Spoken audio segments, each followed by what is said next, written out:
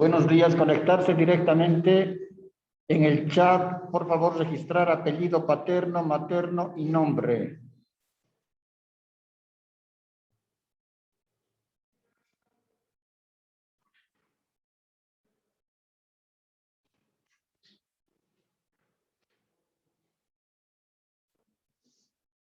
Bien, ahora nos toca ver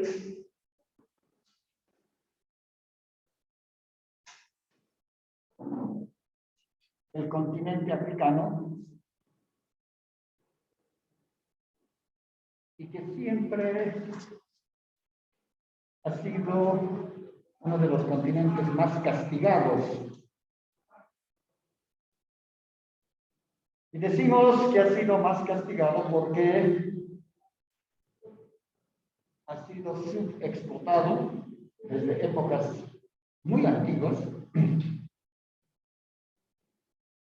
ya en lo que correspondería a la época de la Edad Media y desde la época ya de los romanos inclusive. No nos olvidemos que la parte norte del continente africano se encuentra Egipto.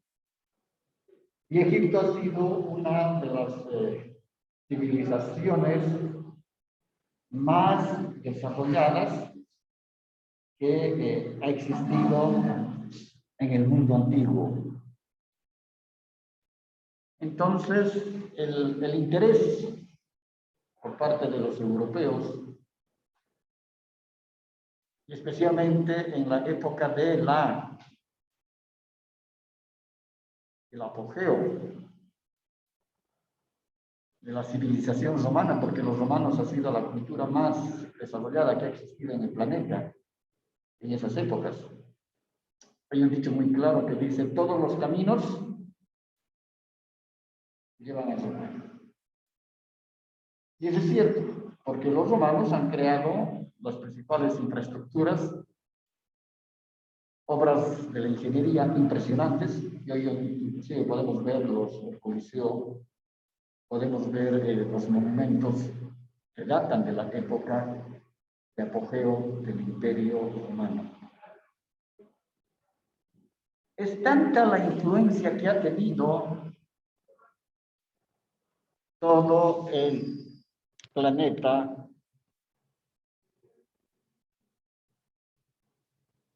en relación al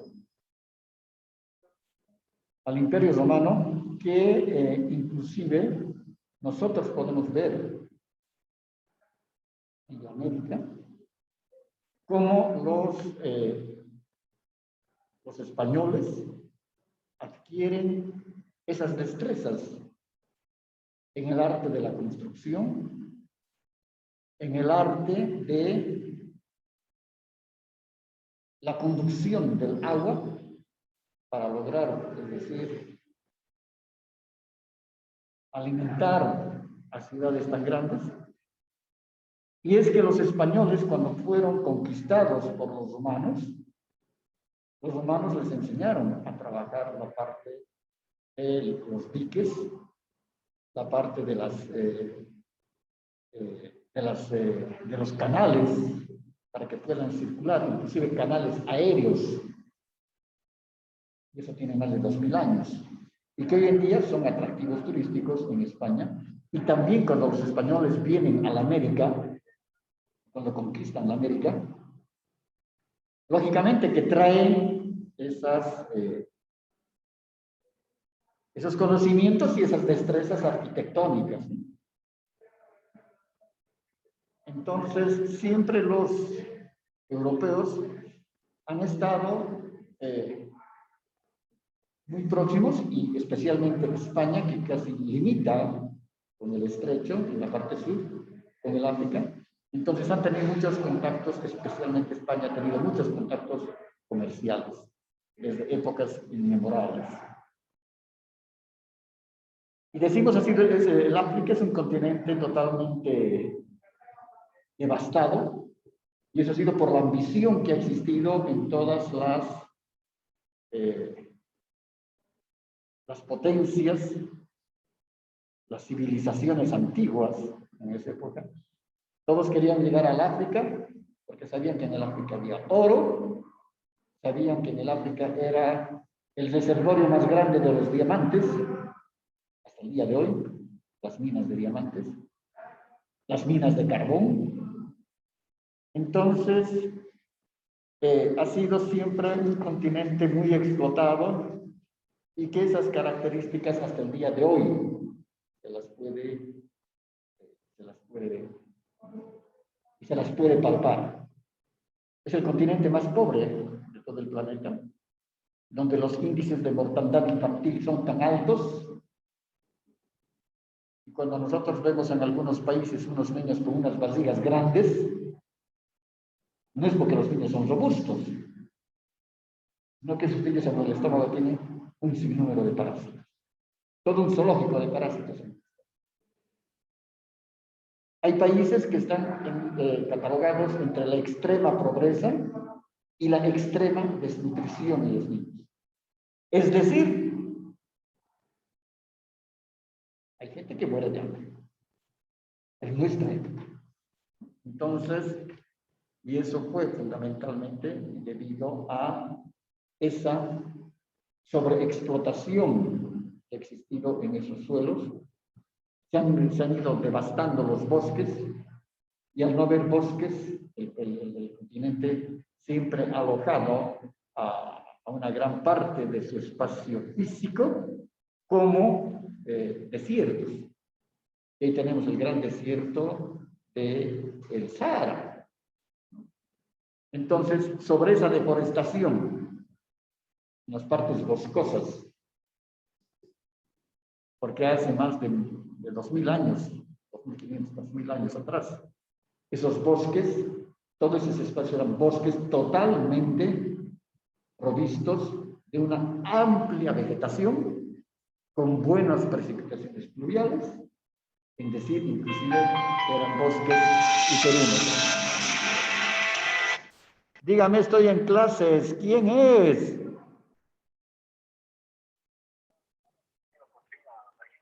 Perdón, ¿quién es? Estoy en clases presenciales, por favor. Les ruego que en la tarde se comunique conmigo. ¿De la EMI, de Cochabamba o de Santa Cruz?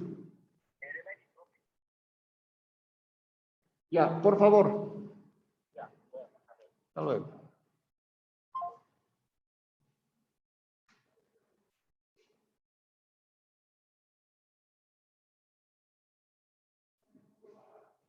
Entonces decíamos, ¿en qué nos quedamos?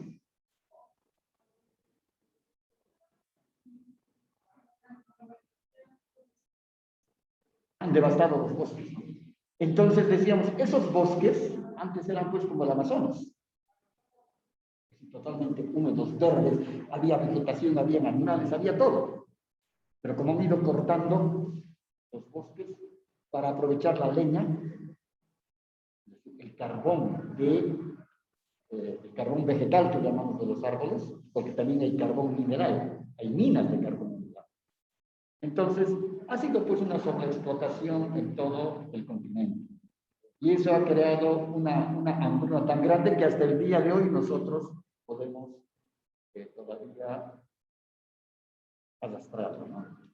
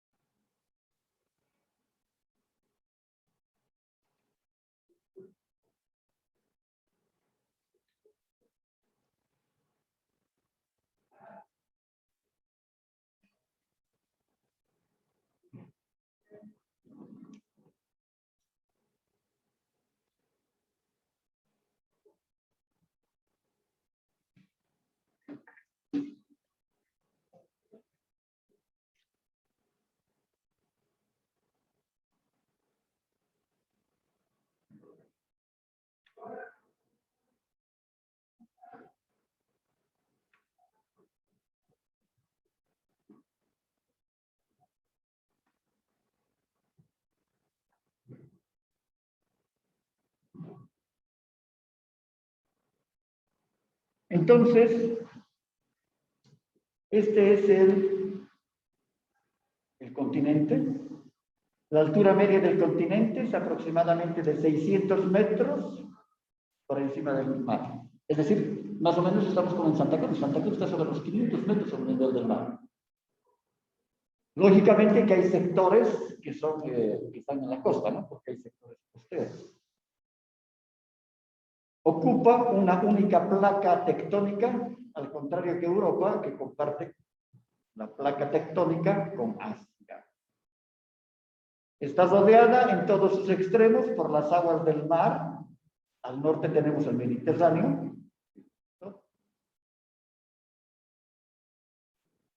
Al oriente, el Índico, que está aquí, que hizo posible las relaciones entre sus costas y las costas asiáticas, de donde llegaron plantas, animales, y la parte del occidente, acá, está el Atlántico, que los separó durante siglos de la América. Es decir, la América está más o menos acá.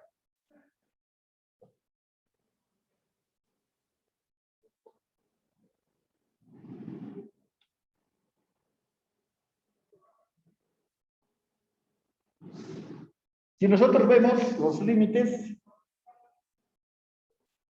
por el norte, decíamos, con el Mediterráneo.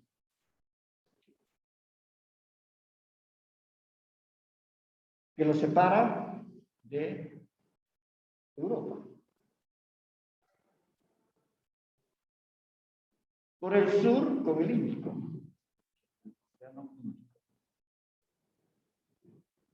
Y parte del Atlántico. Por el este, con Asia, el que lo separa el canal de Suez, el Mar Rojo y el Mar Índico. Y por el oeste, con el océano Atlántico.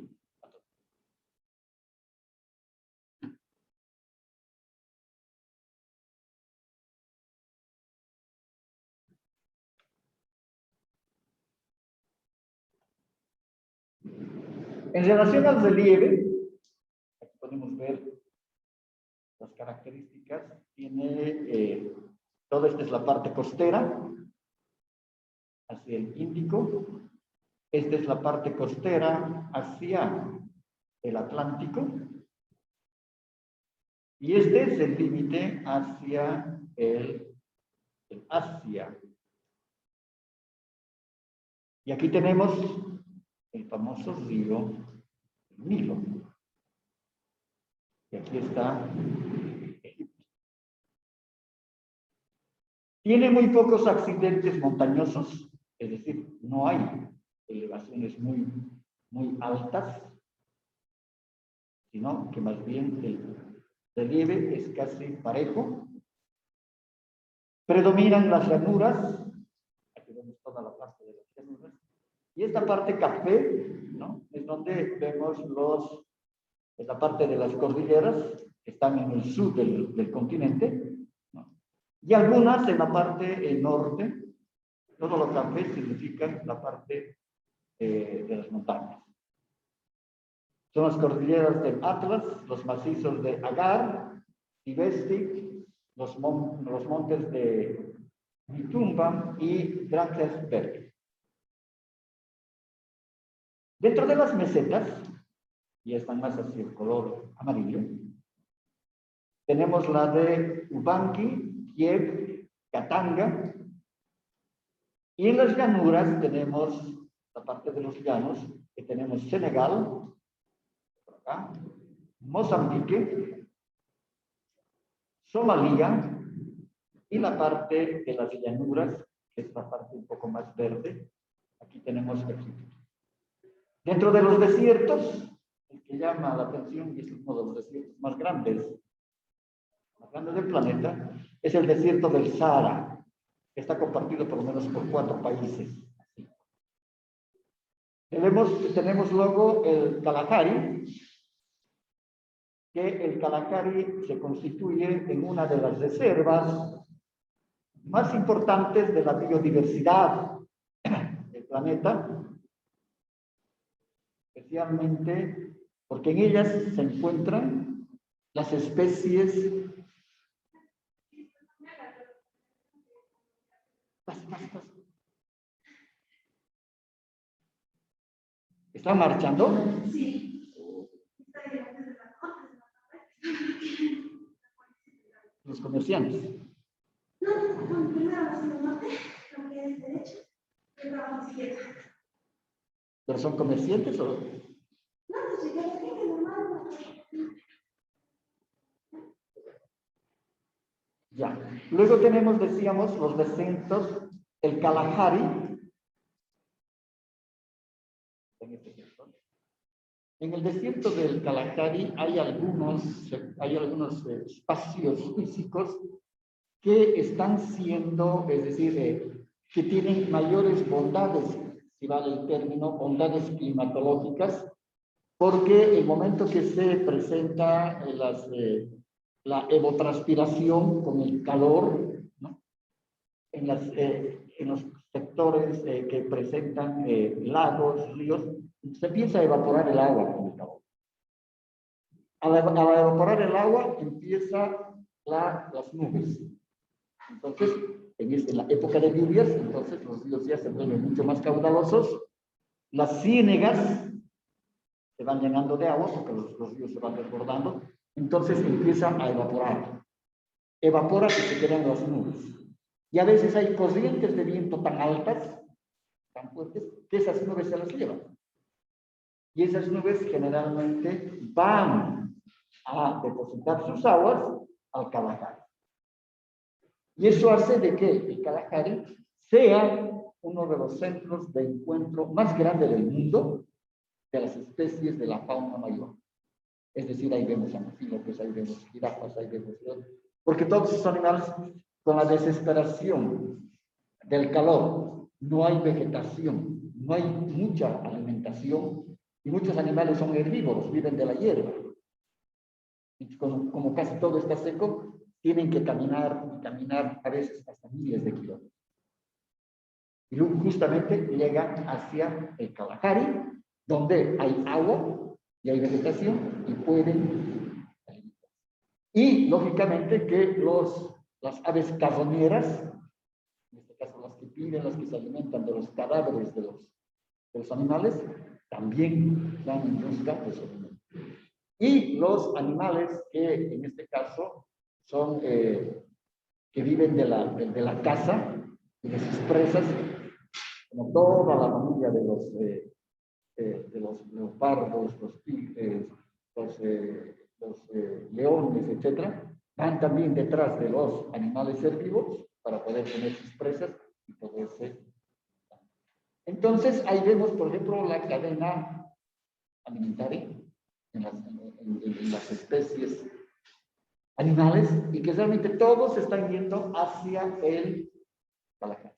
Todos se mueven hacia el Kalahari. ¿Por qué? Porque el sector tiene agua, tiene vegetación, los pastos empiezan a crecer, a brotar, y los animales tienen opción de poder ir. Entonces son caravanas gigantes de millones de animales que se están desplazando desesperados para conseguir en la época de lluvia y poder llegar al...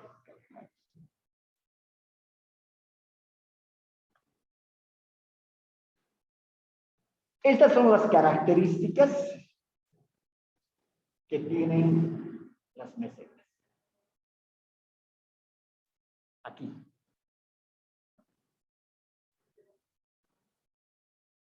Las mesetas africanas forman la mayor parte del relieve del continente. Mesetas, como una mesa. Ahí se viene. Un poco se levantan, las mesetas bajan, otra vez pueden subir, pueden bajar, depende de las características de relieve de las montañas, ¿no? Por eso que las mesetas forman la parte mayor del relieve del continente. Entre estas mesetas destacan la del Sahara. La meseta del Sahara es el mayor desierto del mundo y se encuentra atravesado por cadenas montañosas. Pero también esas cadenas montañosas, es decir, están desprovistas de flora, de árboles. Entonces es montañas y montañas y montañas de árboles. arena y arena y arena y arena y arena. Y como las corrientes de viento siempre son fuertes todo el año, entonces, ¿qué hace el viento? Levanta la arena. Entonces, inclusive hace de que cuando los beduinos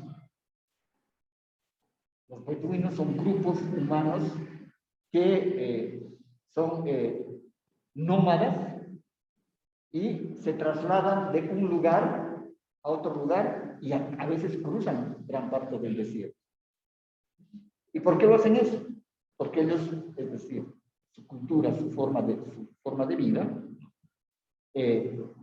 comercian entre los pueblos y las poblaciones que están en las partes desérticas, en las mesetas, o también en la parte de las llanuras, y hacen el comercio.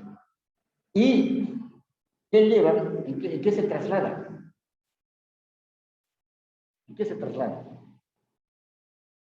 En camellos, en dromedarios.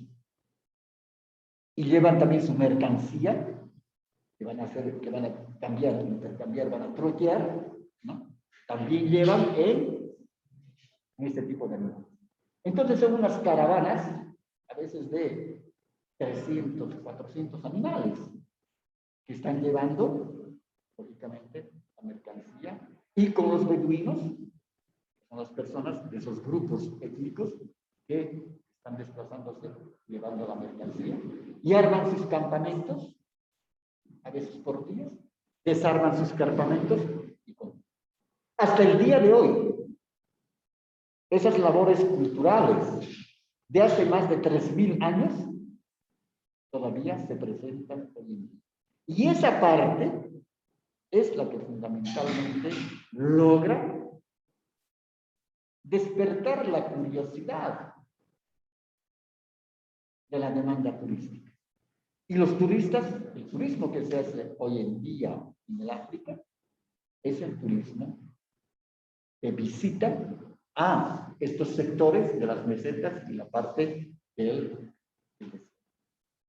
No nos olvidemos de que antes, cuando hablamos antes, por lo menos hace unos 500 años, a partir del año 1100, desde el año, hace 2000 años atrás, inclusive antes de la era cristiana, siempre existía en la mente del hombre, ¿no? El hombre siempre tiene esa situación atávica, decimos, genética, ¿no?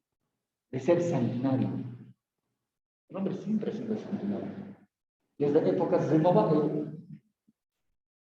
vamos a decir, desde épocas antiquísimas, siempre el hombre ha sido sanguinario. Entonces, por placer, ya salían ellos a hacer safaris. Y eso ha sido inclusive hasta el siglo, hasta hace 100 años atrás, hasta el siglo XIX, que los europeos salían al África a los safaris. ¿Y qué significaba el safari? Ir a perseguir a los animales en las mesetas, en Kalahari, entonces el lugar donde había el mayor número de animales reunidos, y solamente era ir, iban en caballos, iban en esto. ¿Y a qué iban? A matarlos. ¿Por qué? Por placer. Mataban por placer a los animales. Inclusive se llevaban como trofeos las cabezas de los leones, de los tigres, se llevaban, ahí mismo es decir, la población local que lógicamente ayudaba porque ganaba también de eso. Le quitaban la piel a los animales muertos y esos cueros los curtían y luego la gente rica, los nobles que salían de safari, llegaban después con los cueros y los ponían pegados como símbolos o como trofeos de los reyes. Entonces, por miles, casi más de 2000 años, han existido esas características inhumanas, si vale el término, hacia a este tipo de animales, de la fauna marina. Y ahí es cuando surge las principales corrientes turísticas, y estamos hablando más o menos de los años 1800, 250, ya entrando a los años 1900, cuando se crea la primera empresa de turismo en el mundo, que se llama Thomas Cook Company, una empresa inglesa, británica, y logra, de alguna manera, crear el paquete todo incluido. Ustedes han llevado eso en la agencia de viajes, una empresa de viajes. Se crean los paquetes todo incluido. Y fue Thomas Cook que contrata inclusive, ya habían los trenes, pues entonces los primeros trenes, contrata los trenes para llevar a sus a personas que para ir a un congreso, a una reunión de alcohólicos anónimos.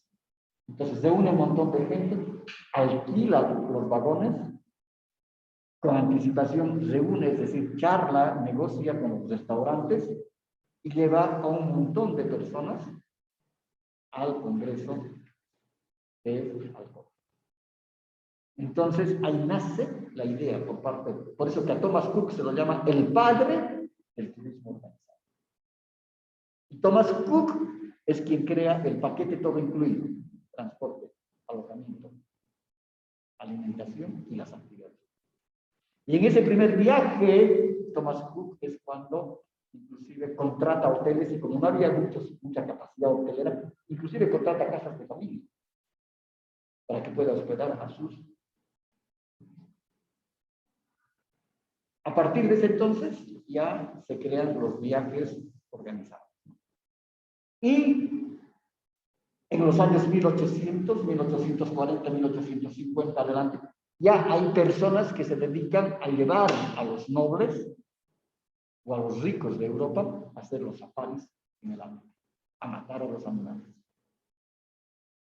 Hoy en día, la característica del safari era montar en los animales, podían ser caballos, podían ser dromedarios, etc. Y se tenía un arma de fuego. Y la arma era para apuntar, para matar a los. Entonces, en el turismo moderno, ya a partir de los años 1930, 1940, se reemplaza y se oferta, en este caso, el safari como turismo, pero se denomina el safari fotográfico. Y se cambia el arma de fuego por la cámara. Y hay empresas que se dedican a llevar turistas al África para poder contemplar y poder ver a los animales, a esa fauna mayor en su propio hábitat. Y se hacen adaptaciones en espacios físicos, ¿no? Adaptaciones, donde se crean las instalaciones turísticas. Y las movilidades se los saca, generalmente eran al principio, hace unos 30 años, 50 años, eran las movilidades, las combi, esas Volkswagen, que les cortaban el techo, les ponían asientos más altos, le ponían un torniquete acá, y eran asientos con espaldar, pero que giraban. Si uno era chato, entonces subía más. Si ese turista era más alto, bajaba más.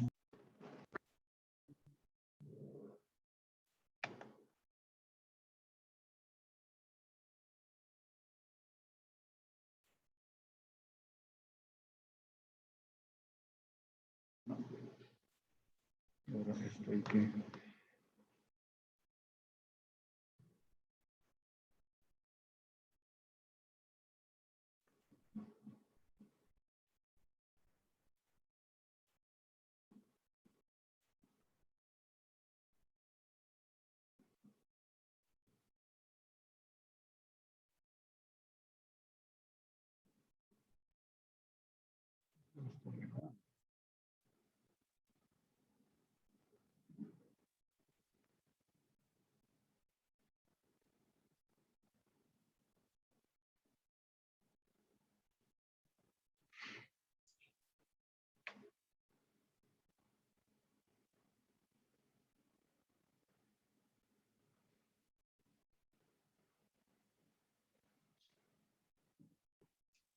Entonces, sí está grabando ya.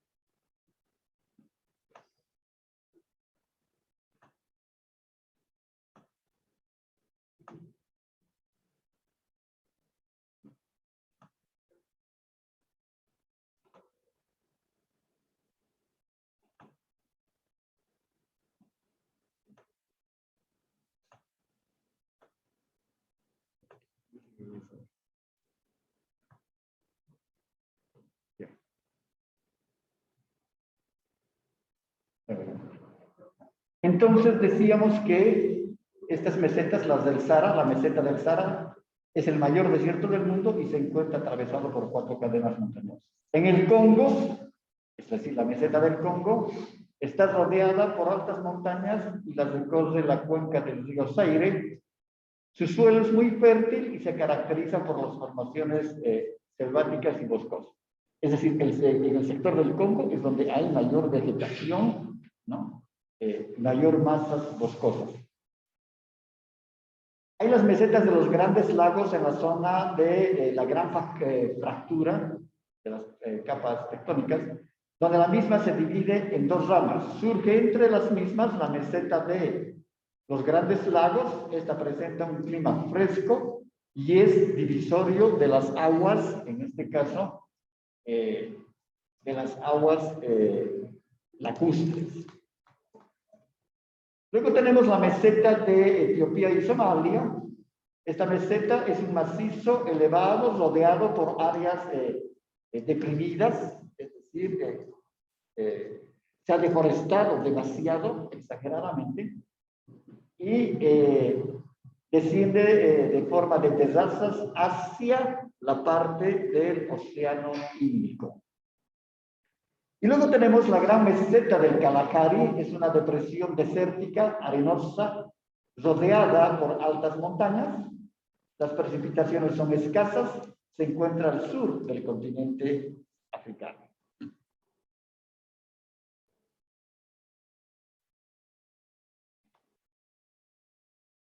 En la parte de las llanuras, miren estas características.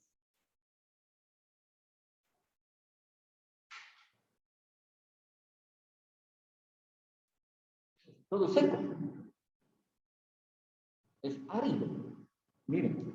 Y los animales tienen que y buscan los pastos, las pasturas. Y por eso que tienen que deambular, y por un lado, por otro lado, buscando el alimento. Porque el continente africano, la mayor parte, es seco, a consecuencia también de la deforestación. Las llanuras africanas son muy escasas, presentándose en forma de angostas franjas costeras sobre el mar Mediterráneo, el Océano Atlántico y el Índico. Se destaca el delta, formado por la desembocadura del río Nilo. Posee 2 llanuras principales, una localizada al sur del Trópico de Cáncer y la otra al norte del Trópico de Capricornio. La más conocida es la del Serengeti, ubicada en Tanzania. Y en estos sectores también hay, por ejemplo, en el caso de las llanuras, la del Serengeti, también hay sectores, ciertas partes que sí son beneficiadas con vegetación, y por eso que los animales también van a buscar el alimento a estos sectores. Si vemos el sistema montañoso, es este. Las montañas de África pueden dividirse en 5 grandes regiones. El Sahara, en el centro del desierto, se ubican las montañas de Agán al sur y los montes Tasil y Besti al norte. Los montes de los dragones se encuentran al sur del continente y corresponde al plejamiento hercídico. Los montes Atlas, formados en el plegamiento alpino al norte del desierto del Sahara, su mayor altura corresponde al monte Tugat, que es la montaña más alta, que tiene 4.165 metros, 65 metros sobre el nivel del mar. La gran fractura, esta grieta se ubica al este del continente, inicia en la zona del Mar Muerto y culmina en las costas de Mozambique. La costa oeste, sobre ella se ubica un borde elevado paralelo a la misma, a la parte costera, y constituye un refugio para los pobladores por su menor temperatura y debido a que las llanuras inundables se encuentran plagadas de insectos. Plagadas de insectos.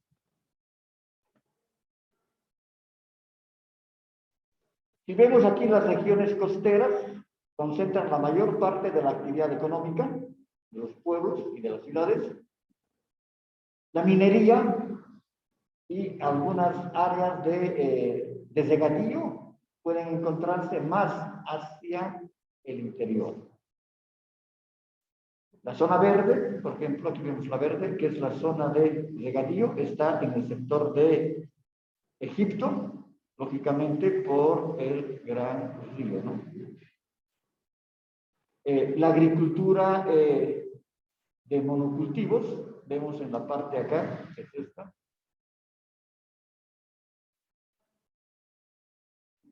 Y agricultura del Mediterráneo, y esta parte. Luego tenemos las plantaciones tropicales, todo lo amarillo. Las partes que hay aquí, plantaciones. Y las estepas modificadas, y toda la parte café, clara, son la parte de las estepas.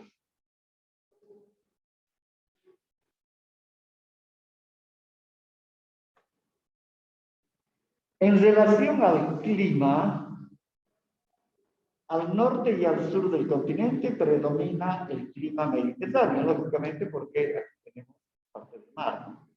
Es decir, ese clima está más beneficiado, como clima mediterráneo, con la estación de lluvias en la primavera y el otoño, y en el centro el clima ecuatorial, cálido y supercálido. Aquí vemos el color rojo, es el clima ecuatorial. El color café claro es el clima tropical húmedo. Y el amarillo es el clima desértico. Los climas templados los podemos ver especialmente en la parte sur del continente, que es el oceánico. El continente, es decir, el clima mediterráneo, lo vemos acá. Y los climas fríos que se las puede ver en las altas montañas, que son aquellas que están sobre los metros, sobre el nivel del mar. Pero la mayor parte, como vemos, es desierto. Ahora, una característica del clima en el desierto es que cuando está en el grado de insolación, cuando está el sol, ¿ya? Puede llegar a 50 grados de temperatura. Pero en la noche baja.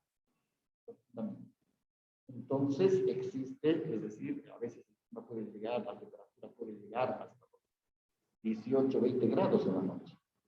Y en el día está 40, 45 grados.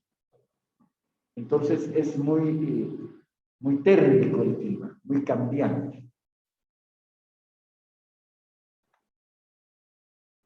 En relación a la fauna, África siempre se ha caracterizado quizás por la combinación de una fauna muy grande, la fauna mayor del mundo, de la densidad y gama de libertad de los animales salvajes, poblaciones y la diversidad con poblaciones silvestres de grandes carnívoros. Percibimos siempre la vegetación es bien seca. Y eso es debido a la falta de lluvias. Las estaciones son muy cortadas, ¿no? Y, lógicamente, la parte boscosa o de altos árboles también es muy poca y esa está ubicada más hacia el sur del continente. Si nosotros vemos las selvas africanas, en esta imagen, en estas estos son los ríos, seguramente esto debe ser el Nilo. Pero, sí, aquí vemos de que hay ciertos preponderancia de los humedales. Pero si nosotros comparamos una imagen de la selva africana y aquí ponemos una imagen de la selva, en este caso del Amazonas, no hay punto de comparación. El Amazonas es totalmente verde. Y aquí vemos la selva de que sí está algo verde y es justamente por el paso de los ríos, ¿no? Las selvas tropicales del centro africanas tienen una importancia global, conforman la segunda mayor superficie de bosques tropicales después de la Amazonía, abarcando más de 172 millones de hectáreas. Pero esto está en el centro del continente.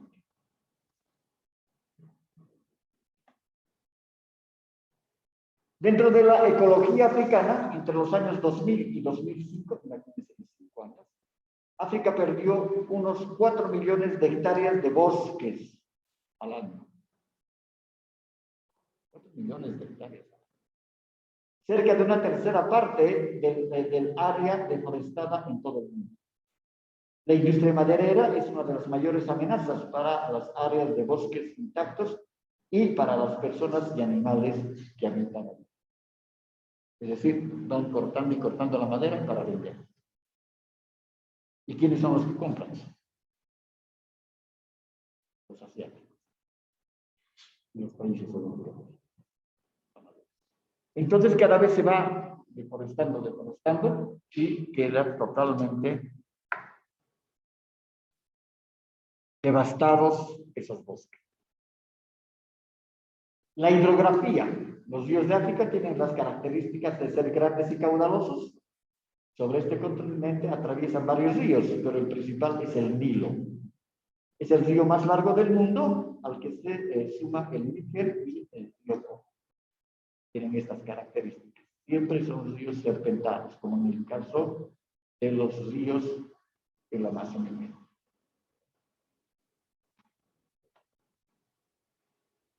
Dentro de los recursos económicos, la economía africana, el continente olvidado, está empezando a surgir con la colaboración de los países asiáticos y más concretamente China. China está empezando a invertir en estos últimos 20 años en el continente africano. Y también en África decimos que es un continente muy diverso. Como, por ejemplo, hay ciudades o países ricos, tienen una riqueza, pero que hay países que están en la extrema pobreza. Sudáfrica, por ejemplo, es la última colonia que han tenido los ingleses. Es uno de los países más ricos de todo el mundo. Pero ya vamos hacia el sector de Tanzania, Libia y todos los sectores que son los países más pobres. Y contradictorios del continente. La población africana. En África predomina la raza negra, cerca del 80% del total de la población. También se encuentran el árabe, el berbere, los franceses, españoles y grupos de origen africano-portugueses. En el sur hay una cantidad de 6 millones de africanos blancos, descendientes de holandeses o ingleses, lógicamente, porque están sido la última, Sudáfrica ha sido la última colonia de los ingleses. Entonces hay una mezcla de población y de idiomas, ¿no? Pero la mayor parte de la población es casada. Y de ahí han sido de donde han sacado en este caso, los esclavos que han sido traídos a toda la América en la época de la colonia. Las características de la población. Miren, podemos ver este tipo de población. Con una desnutrición visible, total, con una hambruna tremenda. El 48% de la población del continente africano vive bajo el umbral de la pobreza. Casi la mitad de la población. Se presenta el nivel más alto de mortalidad entre menores de 5 años. El 40% de la población del mundo sin acceso a agua vive en estos mismos países. Entonces, si no hay agua, imagínense las enfermedades, el calor, que se suma a ello, ¿no? Una de las mayores preocupaciones es la nueva crisis alimentaria que afecta a la región del Sahel con 18 millones de habitantes. Es decir, esta es la realidad.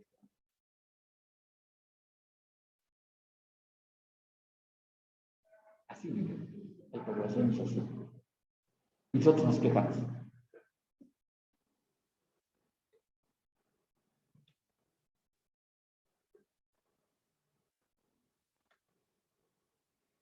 Dentro de los principales países que están ubicados en el África, tenemos a Egipto. Aquí está el Mar Rojo. Y una parte, la gran parte de Egipto está en el África y un pedazo está en el continente asiático. Aquí tenemos el gran río Nilo, que es el río más caudaloso que tiene el continente africano, y que gracias a este río se han podido levantar una gran civilización y un imperio como ha sido el egipcio, que al final ha sido derrotado por los romanos. Pero aquí, por ejemplo, tenemos una de las culturas más trascendentales y más importantes que ha sido la cultura egipcia, que tienen y han tenido, es decir, un nivel muy alto de desarrollo para su época. Hasta el día de hoy no comprendemos cómo han podido construir semejantes pirámides, y las pirámides solamente eran, es decir, centros mortuorios. Se construía una pirámide como la de Gaza, por ejemplo, semejantes infraestructuras donde trabajaban miles de hombres poniendo piedra sobre piedra, piedra sobre piedra, solamente para enterrar a su soberano. Es decir, que en vida ya el rey egipcio o la reina de Cleopatra mandan a elaborar su urna mortuoria y lógicamente tenían que ser enterrados en las pirámides. Es decir, que su cosmovisión o sus creencias metafísicas sobre lo físico, ellos tenían muy claro de que las personas cuando morían se iban a otra dimensión, el espíritu iba a otra dimensión, pero que desde allá arriba podían ver todo y que podían todavía de alguna manera influenciar en el gobierno de sus gobernantes. Es por eso que cuando nosotros vemos las pirámides por dentro, todas las pirámides tienen callejones. Y inclusive en la caja mortuoria, que es una sala, un cuarto grande, se ven pinturas de abajo hacia arriba, con la escritura egipcia, y utilizaban mucho las figuras de animales, ¿no? Su escritura estaba basada justamente en figuras zoomorfas, en dibujos, y ellos leían de abajo arriba. Entonces se creía de que cuando moría el rey o el noble, etcétera, él tenía que leer, su espíritu tenía que leer estas escrituras para poder salir y pasar al inframundo. Y, según su tradición, su creencia, volvían a regresar en espíritu y regresaban otra vez a la cámara mortal. Y todo el tiempo hacían eso. Entonces, esos espíritus tenían que ver las escrituras, que les servía como un medio de ubicación y de poder trasladarse y salir el espíritu. Por eso la forma de la pirámide, porque por la punta era donde salía. Por ejemplo, los obeliscos. ¿Conocen un obelisco? ¿Saben lo que es un obelisco? ¿Qué es?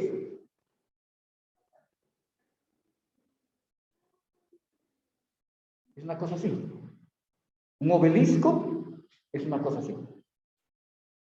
Es decir, tiene casi la forma de un lápiz. Y son monumentos. Pueden ser, empezar con el ancho de todo esto, su base, pero van volviendo así. Más delgados. Por ejemplo, en Buenos Aires está el obelisco, ¿no? La plaza del obelisco. Y ahí hay un obelisco, hay como una punta así. Trabajar en piedra. Eso les han regalado los. Es decir, los obeliscos nacen en la cultura egipcia. Porque para la gente del pueblo, como no eran nobles, nada de eso, pues empezaban en tumbas comunes. Y el que era rico y el que podía, ¿no? Sus familiares los embalsamaban. Y ahí tenemos a las momias egipcias. Porque dice que el cuerpo, según su creencia, el cuerpo tiene que estar lo más perfectamente posible. Y por eso que los momifican y los envuelven en vendas. Y después de sí los depositan en los sarcófagos. Y como la gente del pueblo no tenía esos privilegios, algunos eran momificados a la que podían, eran enterrados, pero sus espíritus deberían salir, porque era su creencia. Entonces ponían los obeliscos. Y en los obeliscos también hay esos jeroglíficos, esos dibujos, para que el espíritu de la gente que está enterrada pueda seguir esas instrucciones que estaban escritas y su espíritu podía irse al inframundo. Entonces, los obeliscos, por ejemplo, en Roma hay un obelisco, dentro del Vaticano. En la plaza de San Pedro, ahí vemos el obelisco. Eso les han regalado los egipcios al Vaticano. Entonces, el obelisco es cultura, porque ellos creían en eso. Veían al inframundo de esas galaxias. En cambio, las pirámides en México, de los Chichén Itzas, de los mayas, de los aztecas, de los toltecas, de los chalchecas, de los mexicanos, etc. Esas pirámides que son tan grandes, hay algunas del tamaño de las pirámides de Egipto, pero las pirámides de las culturas mexicanas servían eran centros ceremoniales. Es decir, que en la cúspide había una parte plana de la pirámide, donde ellos hacían sus ritos religiosos, e inclusive los mexicanos mataban a los que han sido, algunos que han sido sometidos de otros pueblos, los mataban, y la sangre que vertían la ofrecían a sus dioses, especialmente al dios Nichatiza. Y según las predicciones en México, ¿no?, de las culturas mexicanas, ellos comían a los niños. Es decir, comían a los cadáveres.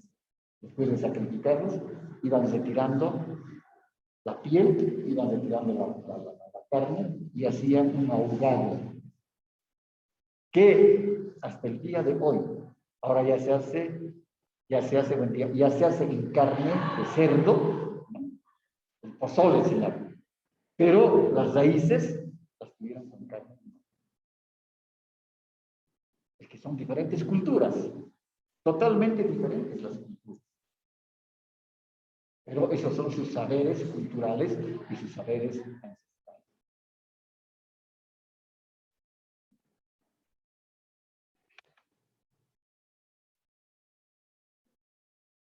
Acá tenemos vistas del Mar Rojo y un amanecer en el monte del Sinaí. Miren estas características. Y estas corresponden a montañas antiguas. En cambio, estas montañas puntudas, decíamos, son montañas jóvenes. Entonces, toda montaña que tenga esta forma redondeada, son montañas viejas. Significa que han surgido hace millones de años, pero las últimas hace menos de millones de años, en este caso, van a ser estas montañas. Dentro de la parte piscícola, es decir, en el África también se tiene una gran diversidad en su parte costera de peces, ¿no? Y que son propios del sector, son endémicos de la región. Y así tenemos el pez mariposa de Antifeas, el pez león, es decir, hay una gran variedad piscícola, pero que son propios del sector. También tenemos dentro de la herpetofauna, es decir, tenemos los cocodrilos del Nilo, que son los más grandes. Nosotros en el Amazonas tenemos caimanes. En cambio, en el África son cocodrilos. Son muchísimos más grandes. Luego, el ganso egipcio, por ejemplo, inclusive en ciertas épocas dentro de la cultura egipcia, el ganso ha pasado a ser una deidad. Y nosotros vemos en la escritura egipcia, actualmente, frescos y pinturas con el ganso, porque era considerado en cierta época una deidad.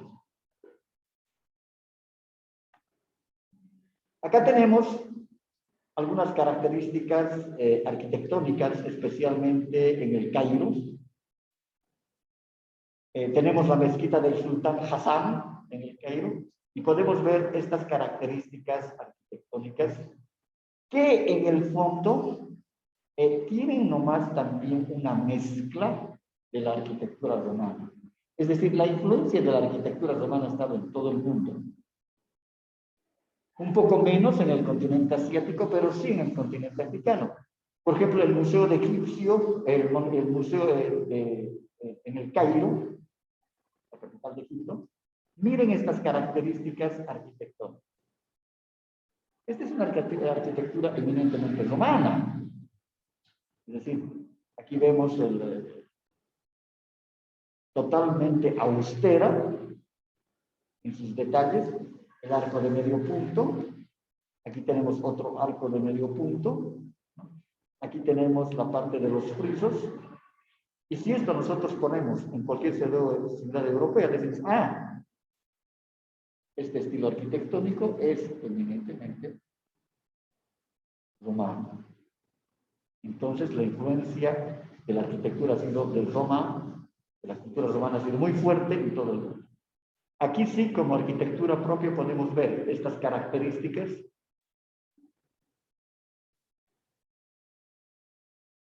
que estas son propias egipcias, pero aquí también vemos, por ejemplo, acá, en esta mezquita,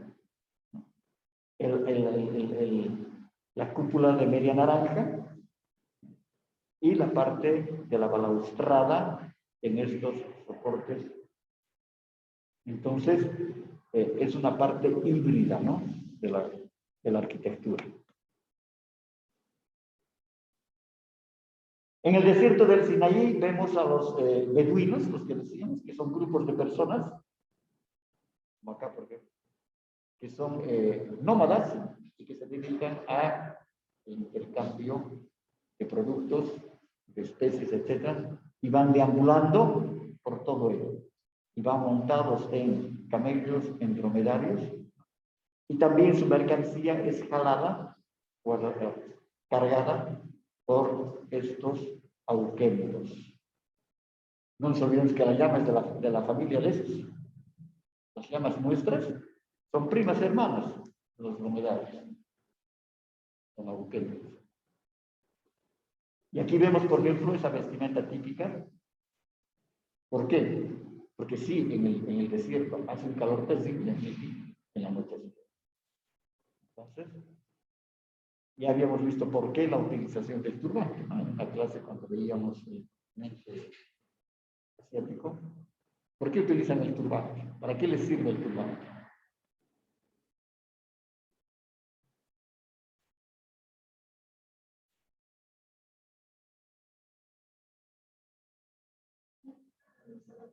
Ya, uno decíamos, para cubrirse del sol.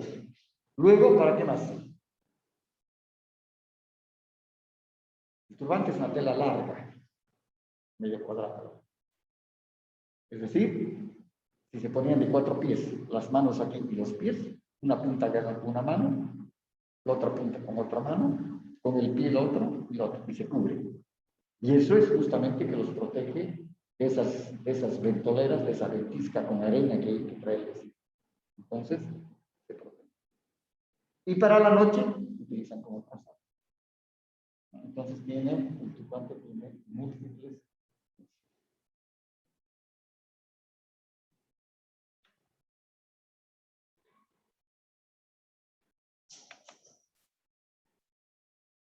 Aquí tenemos el templo de Ramsés II en Egipto, en el Cairo. Las efigies con cabeza de cordero de Karnak. Miren cómo hace más de 2000 años todavía hoy en día podemos visitar. Lógicamente que la oferta turística de Egipto es eminentemente cultural. Es decir, visitar toda esta parte de los templos. Miren esto. Estas piedras están más de 2000 años ahí ubicadas. Y a pesar del tiempo y de las inclemencias, se siguen todavía manteniendo, y eso es lo que atrae a los flujos turísticos. Aquí tenemos el templo de Ramsés II, aquí miren los grupos de turistas, como no penetran hasta la profundidad de las pirámides, sino hasta ciertas galerías que son permitidas para que los turistas puedan conocer. Y aquí tienen las representaciones trabajadas en piedra y en arcilla de las efigies de los reyes egipcios. Aquí tenemos una imagen panorámica del lago de Nasser y el templo de Ramsés II, formado por la presa de Asum, en Nubia.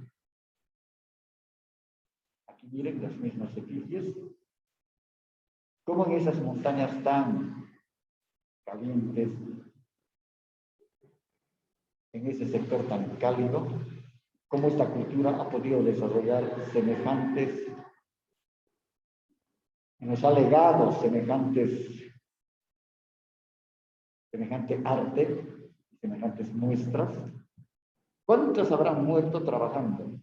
Miles, para poder construir semejantes obras, ¿no? Y esto es todo piedra tallada, piedra plana.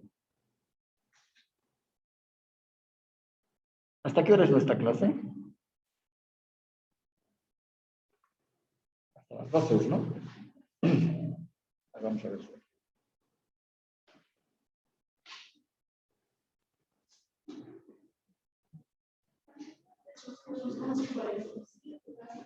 Sí.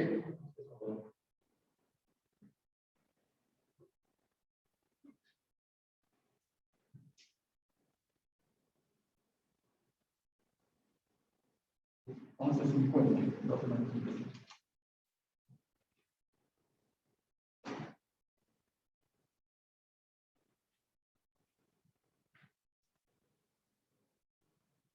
Acá tienen las estatuas del faraón Ramsés II, Luxor, y también todas están trabajadas en piedra. Es algo impresionante, ¿no? ¿Cómo han podido hacer todo esto? Claro que este pueblo conocieron la rueda. Lo que no ocurrió, por ejemplo, con el caso de los incas. Los incas no conocieron la rueda como medio de transporte. En cambio, los egipcios sí. Al conocer la rueda, les permitía, es decir, trabajar la piedra en forma de rueda, y eso podía servir poniendo palos para transportar sus bienes, ¿no? O finalmente hacían las ruedas de madera, como hacían los romanos, ¿no? Le ponían un palo a las dos ruedas y esto ya rodaba. Y ahí atrás ponía por delante un caballo y jalaban los carromatos. Entonces, estos pueblos sí conocieron la rueda y eso lógicamente que les facilitó mucho, pero mucho, poder transportar sus materiales de construcción para hacer semejantes obras en piedra. Ahí está. Por ejemplo, estas son las tumbas de los nobles en la necrópolis de Tebas y cómo estos frescos muestran las características y muestran la vida, ¿no? Cómo vivían ellos. Y es lo único que les han legado. No había televisión, no había películas, no había nada. Entonces ellos demostraban y plasmaban su diario vivir, sus rituales, sus creencias en estas pinturas. Y esto significa que ellos se pintaban como eran. Los pintores se pintaban como eran. Entonces, esto es una muestra de cómo era ese pueblo y esa civilización. Y estos son los jeroglíficos que decimos. Se leen de abajo hacia arriba. De abajo hacia arriba. De abajo hacia arriba. De abajo hacia arriba.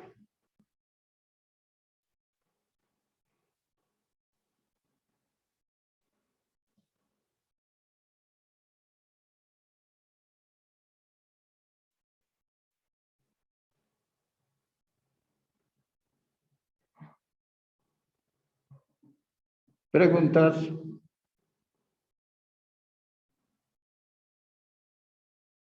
¿Qué pueden comentar ustedes sobre esto?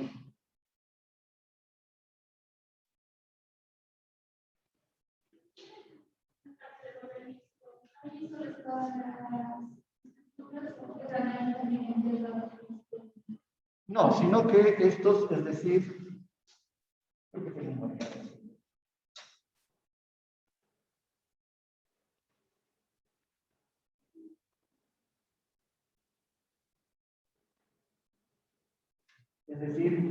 generalmente los enterraban en fosas.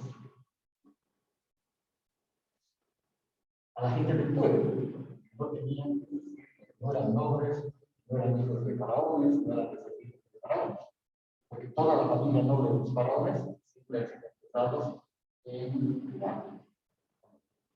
La gente del pueblo eran enterrados, algunos momificados, y ponían promontorios.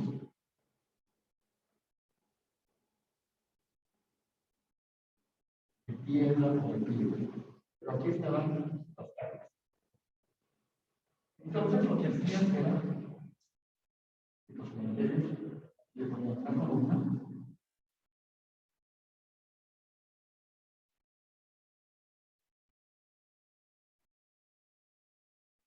Esa era la organización.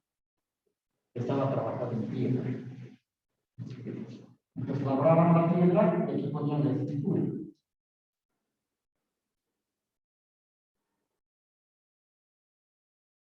La escritura es esta. Esto es esto.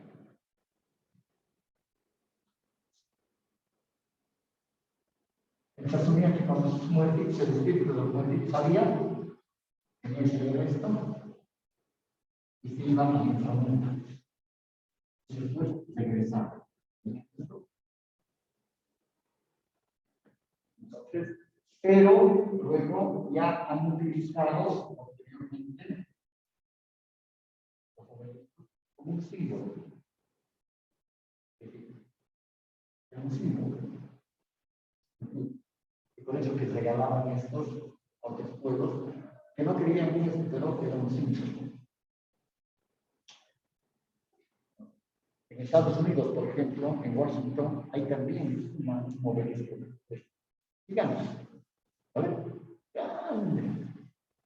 Pero esa estructura, eso tiene sus raíces en la cultura egipcia, porque ellos creían eso, en esas características sobrenaturales. Este es el templo de Luxor en Tebas. Imagínense. Esos egipcios también han sido bárbaros. Impresionante. Grandes arquitectos. ¿Cómo producían en el desierto? Grandes agricultores. Y cómo mantenían y alimentaban a semejante cantidad de población. Entonces aprovechaban hasta la última gota de agua que les daba el río Nilo para producir y para poder alimentar a la gente. ¿No? Y aquí, por ejemplo, vemos estas características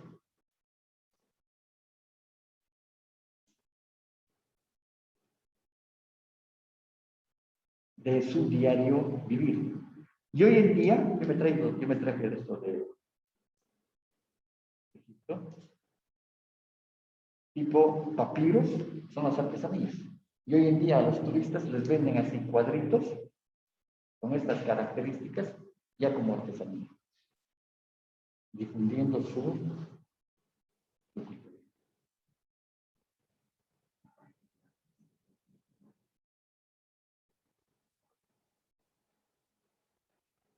Este es el templo de Luxor, miren las columnas. Estas tienen 2500 años. Estas piedras, estas columnas que están paradas hasta el día de hoy. Miren esa maravilla. Aquí está el obelisco del templo de Karnak. Miren. Entonces, era por esa creencia que tenían, de que los espíritus de sus difuntos salen por acá y se regresan.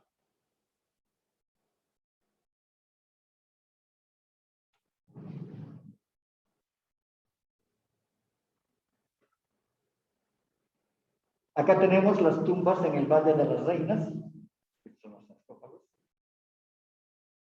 Miren esa característica. Y aquí están los jeroglíficos. Esta es la escritura egipcia. Ha sido pues un pueblo altamente desarrollado. Miren acá. Es una serpiente. Una figura zoomorfa. Hombre y animal.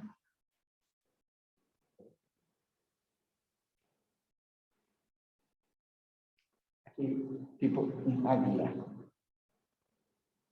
Un ave con las alas extendidas. Y todo ha sido pintado en bajo relieve, tallado en alto relieve y pintado, o pintado directamente. ¿Cómo hacían para momificar? Porque ellos decían, según su creencia, de que cuando el cuerpo estaba mejor mantenido, el espíritu también era más saludable. ¿Cómo momificaban? Hace 2500 años. No tocaban nada por los orificios del organismo, por la boca, por la nariz, por el polvo, por el cerebro. Sacaban todos los órganos.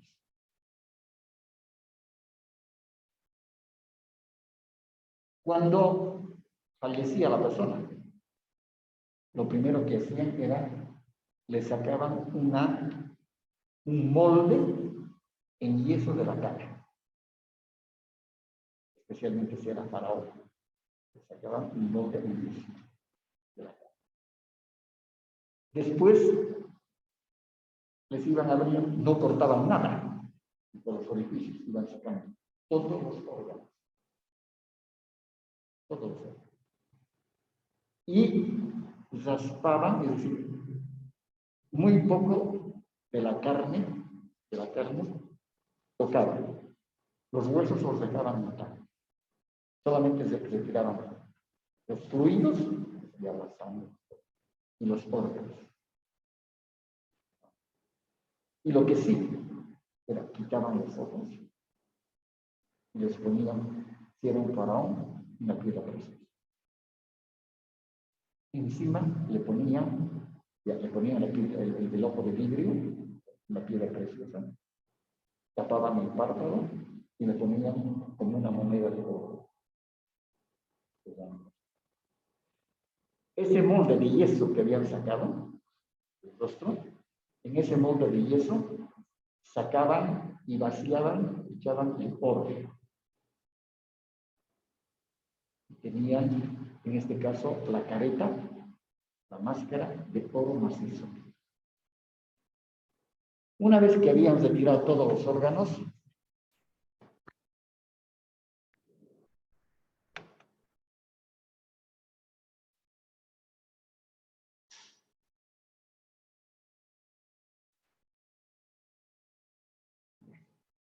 entonces recién les van poniendo las ventas.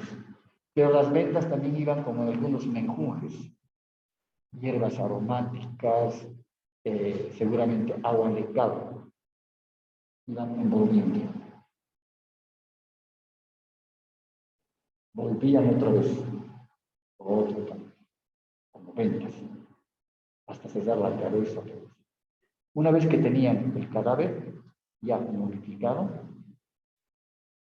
le ponían la masa, lo vestían, las mejores ropas, atuendos, le ponían la máscara de oro y recién lo dejaban en el ataúd, si vale el término. Pero ese ataúd, no sé si aquí, una imagen de esas, tenía también la forma del cuerpo del difunto. Forma del cuerpo. Entonces, ahí depositaban. Y ese ataúd también llevaba, en la parte de adelante, otra máscara de oro. Y desde recién ese ataúd iba a la cámara mortuoria. Y la cámara mortuoria era un ambiente más grande que este, y era una caja de piedra. Piedra, hueco todo. Dejaban ahí la caja, es decir, el ataúd, cesaban con una piedra o con dos piedras. Y porque cuando moría, en este caso el faraón, se enterraba con más de 100 personas. Y se llamaba el séquito del faraón. Y esas personas, como son debajo de las pirámides, hay tanto laberinto, son como calles. Ellos, por ejemplo, cuando llegan conocían las rutas, según iban caminando un callejón, había una puerta, esa la cerraban con cal y piedra, le iban sellando. Seguían llevando el ataúd, había otra puerta de un callejón, otra puerta, la cerraban. Hasta que llegan a la sala final, a la sala mortuoria, donde ponen ya el cadáver en esa cajón de piedra, cierran todo eso, y ellos se acurrucan en las esquinas. Y ellos terminan de tapiar, de cerrar esa puerta, y ellos morían por asfixia. Alrededor de 100 personas morían con el faraón. Por eso que por muchos años, no se lograba encontrar pues, el ingreso a las cámaras mortuorias.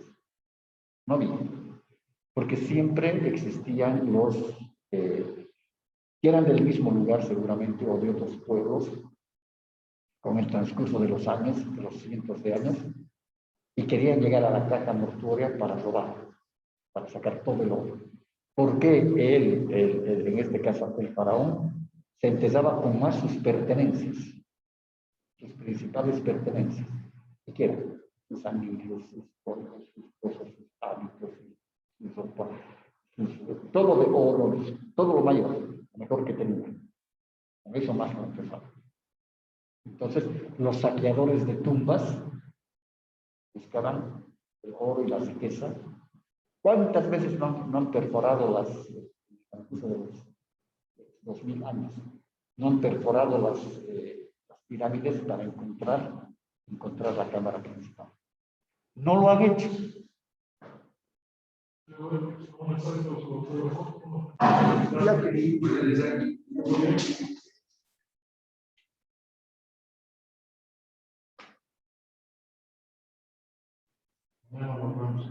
Dos, posiblemente con ellos tiene que pasar una clase más.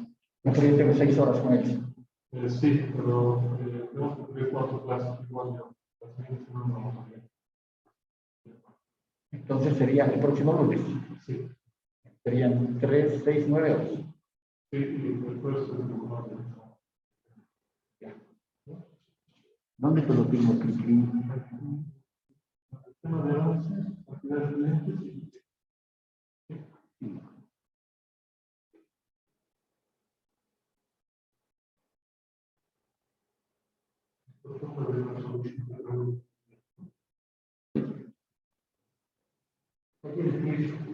Les voy a dar la lista para que me la llenen. Voy a pasar la lista para que me lo llenen. ¿Ya?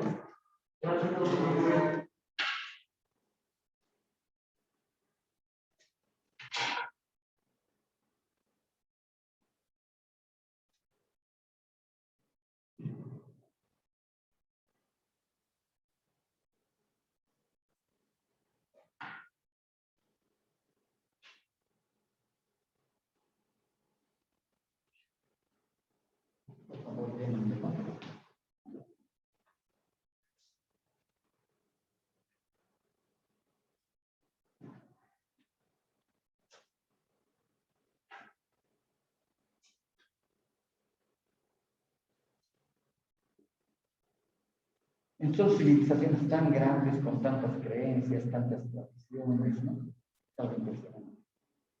Alejandría es algo increíble. Hasta el día de hoy siguen haciendo excavaciones arqueológicas y siguen encontrando vestigios y siguen encontrando momias y siguen encontrando, es decir, panteones, no cementerios, especialmente de la gente del pueblo.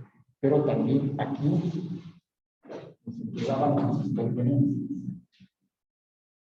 Por eso que vasijas y todas esas cosas se quedaban con más. Y al retirar sus pertenencias, ahora que encuentran sus pertenencias, son las cosas que dan. Y es lo único que tenemos nosotros para ver esas características de ese tipo de arquitectura, ¿no? En algunos casos, por ejemplo, lo que se ha hecho, una parte, por ejemplo, puede ser una pared de una de las cámaras, o uno de los pasillos, se ha cortado. Como motosierra, la piedra, y lo más posible es un intacto con llevar los museos.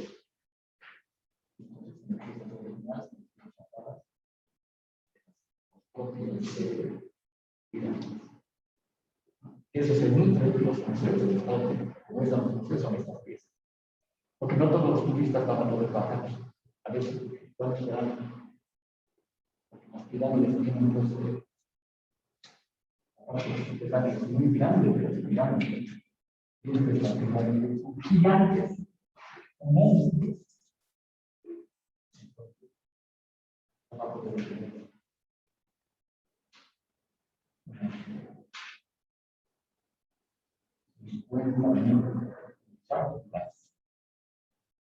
Entonces, los modelistas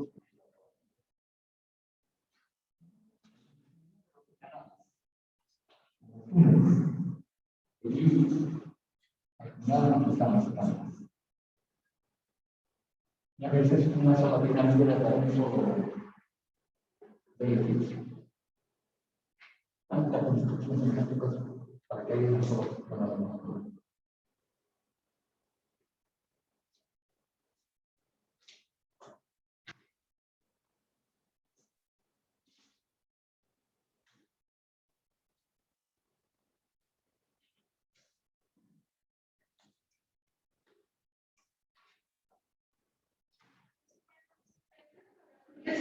No, adelante. ¿Qué pasaba con sus trabajos? Se deshacían de ellos.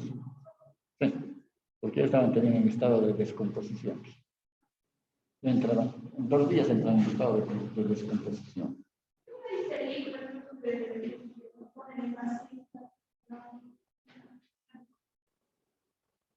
No he leído, ni he visto. No. Que yo sepa, tal vez habría que observar, pero no creo, porque ya estaba en un estado demasiado descomposición. Y lo único que les permitía, es decir, era la cal. ¿Conocen la cal, no ve? La cal es la que permite secar y es conservante a veces. Entonces modificaban todo con cal. Y eso hacía de que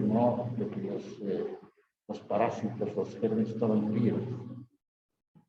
Es igual casi que, es como un charque. En vez de ponerle sal, le ponían cal.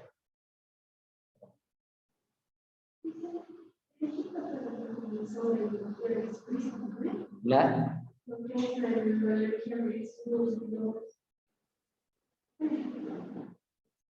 No, empezó más hacia el sector de lo que está en disputa ahora, que siempre ha estado en Israel, ¿no? Porque toda esa parte sí tenían incidencia los egipcios, ¿no? Porque hay una mezcla, ¿no?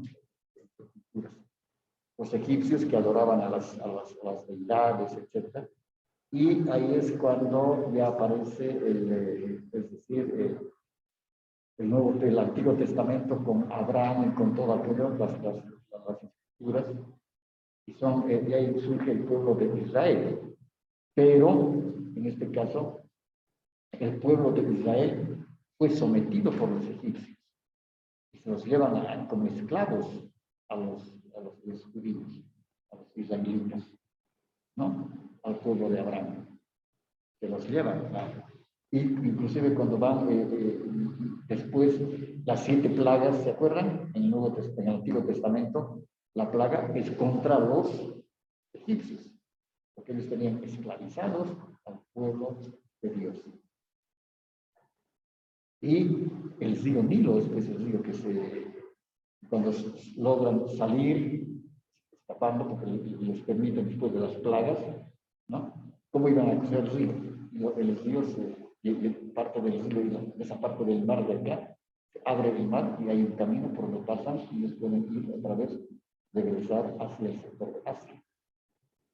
En ese sectorcito entre África y Asia es el problema que hasta ahora sigue con Gaza y todo eso. Y en con el Antiguo Testamento era, es decir, el Dios era Yahvé. Pero si nosotros leemos el Antiguo Testamento, es un Dios muy malévolo, Yahvé. ¿No? Por ejemplo, ojo por ojo, diente por diente, las pestes, las cosas. Era un Dios malévolo, según el Antiguo Testamento. En cambio, cuando llega Jesús, es la otra cara de la medalla. Inclusive los judíos nunca han creído que Jesucristo.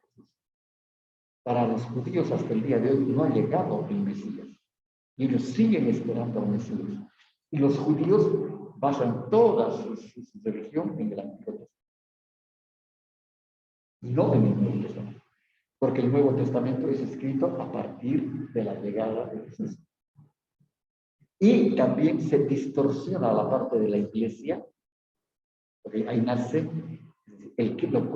cuando viene Cristo, muere Cristo en la cruz y resucita todo eso, desde esa época viene el cristianismo. Pero después, dentro de ese cristianismo, nace lo que es la Iglesia Católica Romana Apostólica. Y los romanos apostólicos, a ser en el Vaticano, ya también cambian esa caracterización de lo que fue Jesús.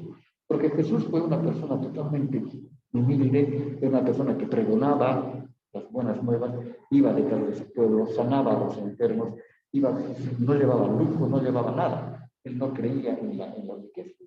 Y decía, es más difícil que pase un elefante por el agujero de una aguja a que pase un rico, ¿no? A que entre un rico al reino de mi Padre. Entonces, él era una persona, porque según el Nuevo Testamento, Jesús es el Hijo de Dios. En este caso sería el Hijo de Yahvé, que Dios manda a su Hijo para liberarnos de los pecados. Pero es un Dios de carne y hueso. Jesús es de carne y hueso. Es un hombre que ha padecido todas las necesidades que un ser humano pasa. Y al final, ¿quién lo mata? ¿Quién lo manda a crucificar?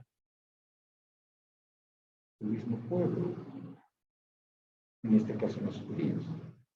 Porque los judíos podían haberlo salvado. Y cuando Jesús muere en la cruz, por eso dice, Pilato dice, yo me lavo las manos. Ahí lo entregó a Herodes. Y lo entrega a Herodes. Y Herodes era representante en este caso del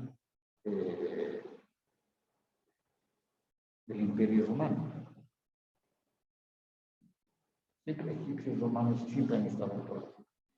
Entonces, cuando Jesús es llevado a la cruz y todo aquello, y cuando ya surge el cristianismo, como sección, muchos de los cristianos han sufrido altísimo, los metían al Coliseo de Roma para con las bestias, los soltaban ahí al Coliseo para que los leones se los coman.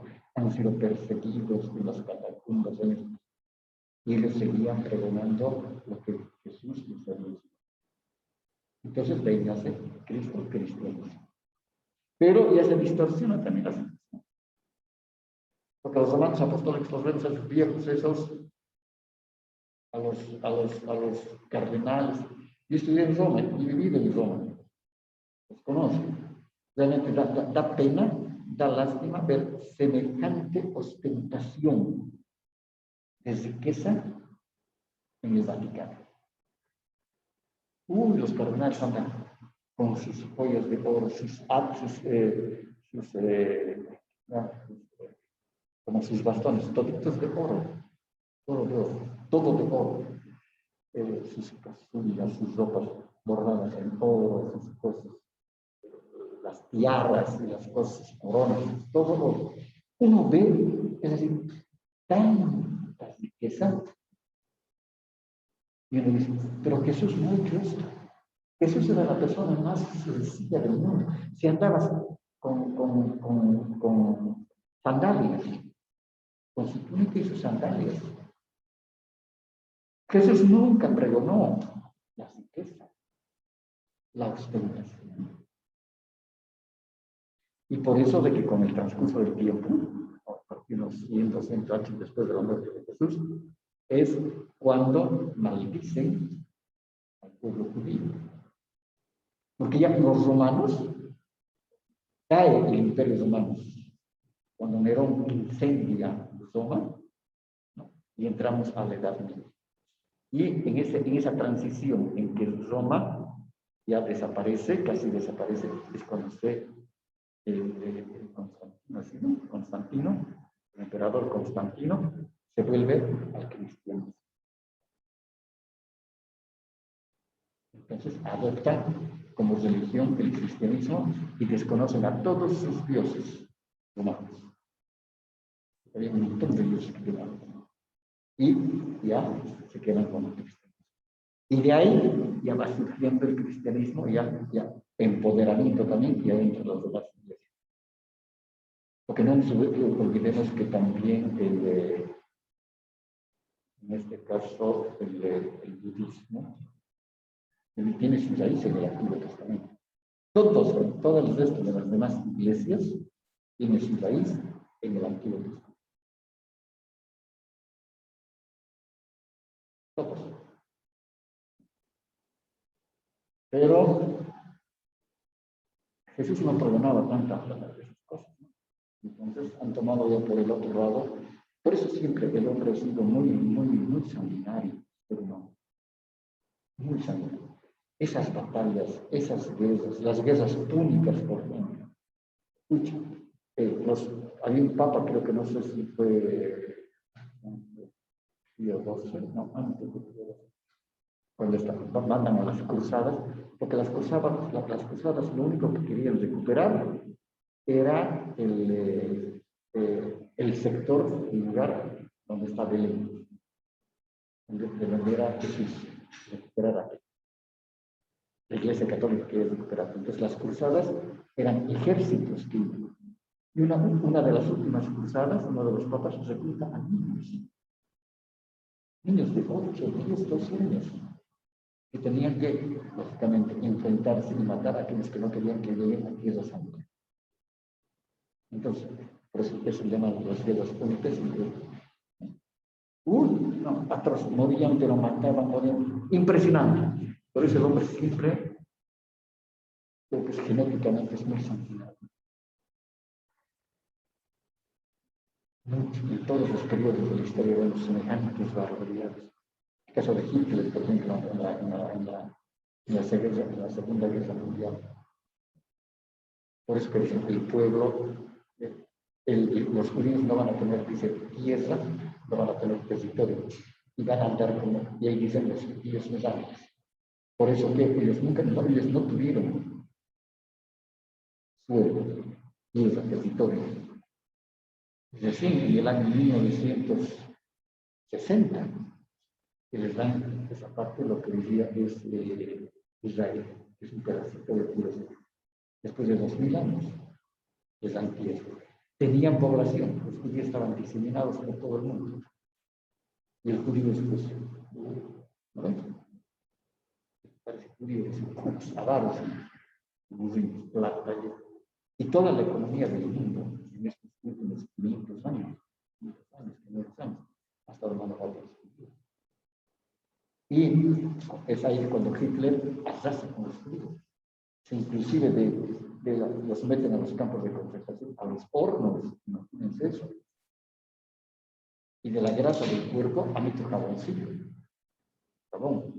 Y de los cabellos hacían tejidos. Qué sanguinario es el hombre, ¿no? Y sobre cualquier periodo de la historia tiene esas características. Mucha sangre, mucha muerte.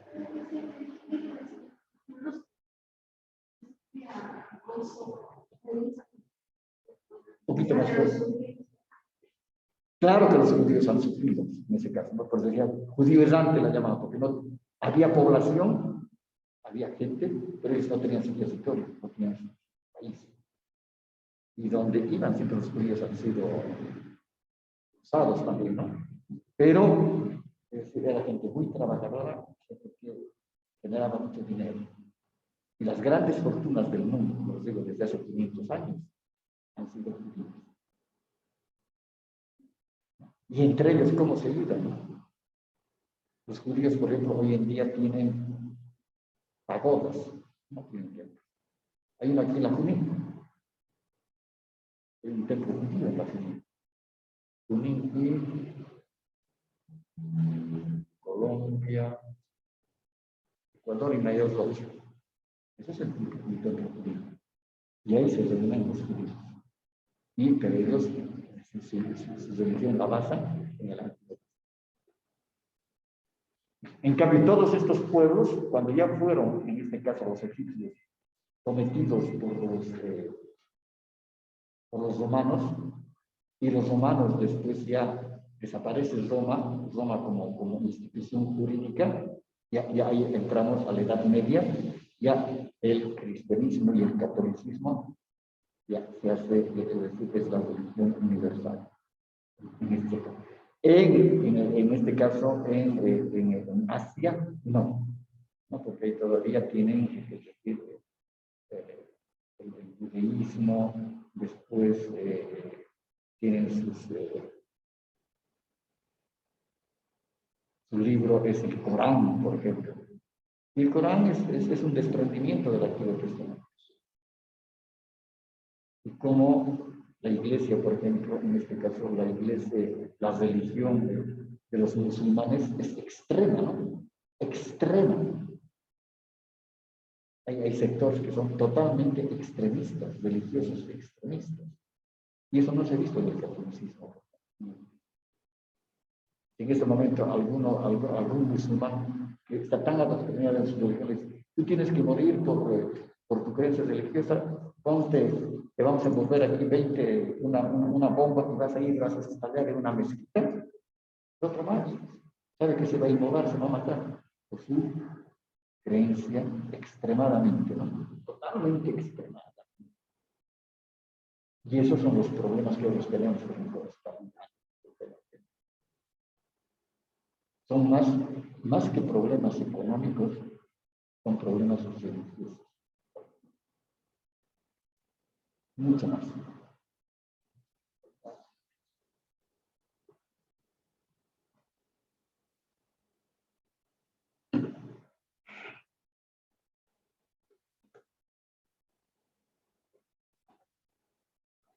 Aquí tenemos las pirámides.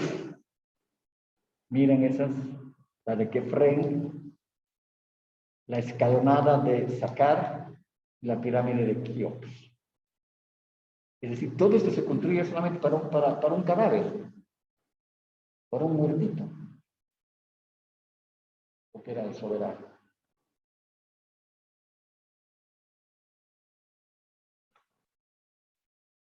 Aquí tenemos un halcón de granito en Edfu, el Valle de los Reyes. Siempre esas pinturas, y son originales, tienen 2500 años. Las galerías, que estos están en los templos, no están en las pirámides, están en los templos.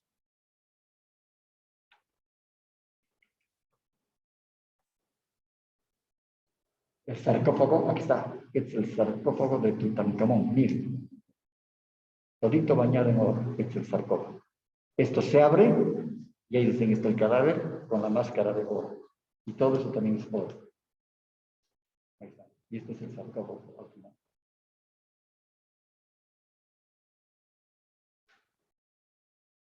Han sido pueblos bien desarrollados, ¿no? Impresionantemente. La máscara de Tutankamón, ahí la tiene. Giza, la pirámide de Giza. Y todo es esto desierto. ¿Cómo hacían para traer tanta piedra? ¿Se imaginan los miles de trabajadores para poder trasladar semejante cantidad de piedras y poner una piedra sobre otra piedra? Era un trabajo de la chingada madre. Ahí está la gran esfinge de Giza. Este es el templo de Luxor, lo que queda del templo de Luxor. Entonces, esto es lo que se vende en el turismo. Estos atractivos se venden. Y son millones de turistas que también visitan Egipto por año para ver esas grandezas. Este es el templo de Isis en la isla de Agilca en Abu Samad. Este es el monasterio de San Simeón en Abu Samad. Este es el templo de Trajano. Pero aquí ya esto es más romano. Esta es la época en que Egipto es sitiada por Roma y los romanos van a construir sus templos. En la época de Trajano, que era emperador romano.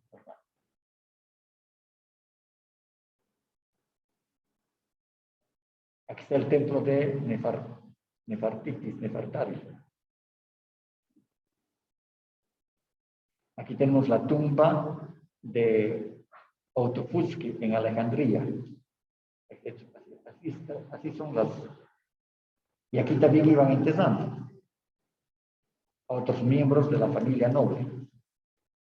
No estaban en sarcófagos, pero sí estaban, es decir, no estaban en las cámaras funerarias, pero estaban en estos sarcófagos. Y lógicamente que eran momificados. Todos eran momificados y metidos acá. Como enterramos actualmente nosotros en el cementerio, en los covaches. El minarete en Luxor y las ofrendas de Memphis. Estos son cuadros, son pinturas, frescos originales que muestran el diario vivir y las ofrendas que hacían a sus dioses. Esto tiene 2.500 años atrás. Y cómo esas pinturas todavía se mantienen hasta ahora y no se despintan. Es algo impresionante. Acá tenemos los nubios, que solamente son grupos nómadas, que están trasladando de un oasis a otro oasis. El oasis es una parte verde en el desierto. Todo es desierto, pero vemos una parte verde. Y eso significa que hay un manantial, hay un ojo de agua, hay algo. Hay aguas subterráneas que salen. Entonces, en los oasis es donde toda esta gente, los nómadas, van a los oasis, hacen sus intercambios, sus cosas, se quedan un tiempo, se abastecen de agua y continúan el viaje. Y hoy en día el turismo se hace de la misma manera. Es decir, hay ofertas turísticas para poder hacer, en este caso, visitas, ¿no?, a los oasis en camellos, montados en camellos, y en los oasis hoy en día ya se han construido hoteles para recibir a los turistas. Entonces, en toda esta parte de Egipto y un poco más abajo, donde hay oasis, se hacen este tipo de actividades hoy en día turísticas, independientemente que haya los nómadas que todo el tiempo están transitando en los grupos, sus grupos, ¿no?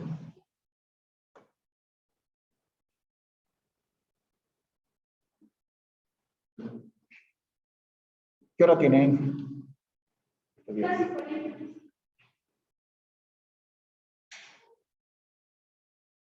Ya. Entonces,